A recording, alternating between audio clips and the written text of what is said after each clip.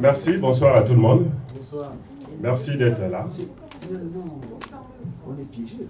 Aujourd'hui, 15 août 2018, nous sommes ici réunis pour une 5e édition donc, du grand meeting. Voyez-vous, essayez de me suivre, je vais essayer d'être beaucoup plus simple. Souvent, je ne suis pas assez compris, mais je vais essayer de parler simplement et clairement. Je vais essayer de structurer mon propos en 3 parties. La première partie, je voudrais faire un petit rappel, mais pas le rappel historique pour entrer dans les méandres de la politique et tout. C'est juste pour vous dire que, voyez-vous, tout à l'heure, avec toutes les interventions qui sont passées, vous voyez bien que par rapport à ces interventions-là, elles sont là parce que nous avons eu l'idée, en 2014, donc de créer cet espace-là d'expression. C'est un espace à partir duquel tout Congolais, tout Africain, tout amoureux de la souveraineté panafricaine, tout patriote a le droit et le devoir de prendre la parole. Le grand meeting, c'est ça. C'est ça le grand meeting. Bon, vous savez, je ne suis pas souvent modeste, mais je peux quand même vous dire, c'est un succès pour le grand meeting. Nous sommes les initiateurs de ce grand meeting. Nous sommes ceux qui avons conçu ce concept-là. Il y a le président Bruno Mollet qui n'est pas là, il y a Saneli Tambatamba, Nicolas à ses côtés, et moi.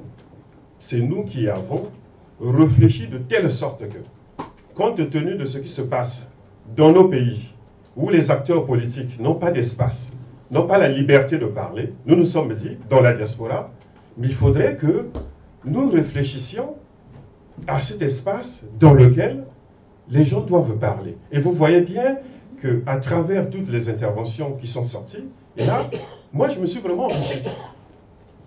Depuis la première édition, Martin Sali, le président Martin Sali, Madame Blandine Diafoutois et les autres militants du RCK, ils y sont là, ils sont fidèles à ce combat-là.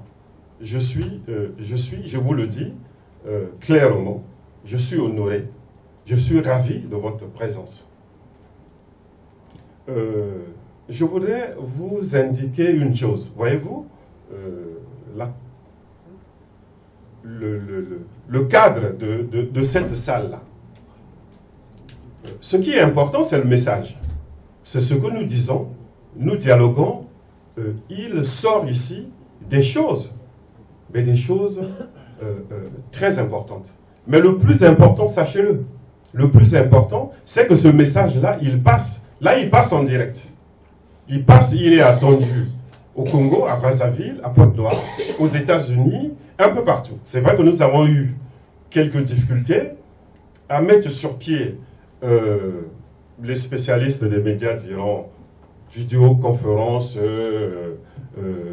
duplexé, etc., etc. Je sais que vous maîtrisez bien ces logiciels-là pour faire intervenir les gens de partout. Donc le but, c'est ça. La nouveauté aussi aujourd'hui, c'est celle-là. Donc voilà, dans un premier temps, le rappel que je voulais faire. Le deuxième point de mon propos, je suis acteur politique, tout le monde me connaît, je connais tous les gens qui sont ici. Voyez-vous, il y a un adage chez nous qui dit, si vous ne faites pas la politique, mais la politique vous fait. Ce que je ne veux pas, ce que je n'aime pas souvent entendre, c'est que il y a toujours cette connotation de la politique. On a toujours tendance à se dire, les hommes politiques, ce sont des gens qui sont malhonnêtes. Non, ce n'est pas vrai. Les hommes politiques, ce n'est pas les gens qui sont malhonnêtes. Les hommes politiques, il y a des gens politiques, des véritables personnes qui ont marqué leur pays, l'histoire de leur pays, de leur communauté,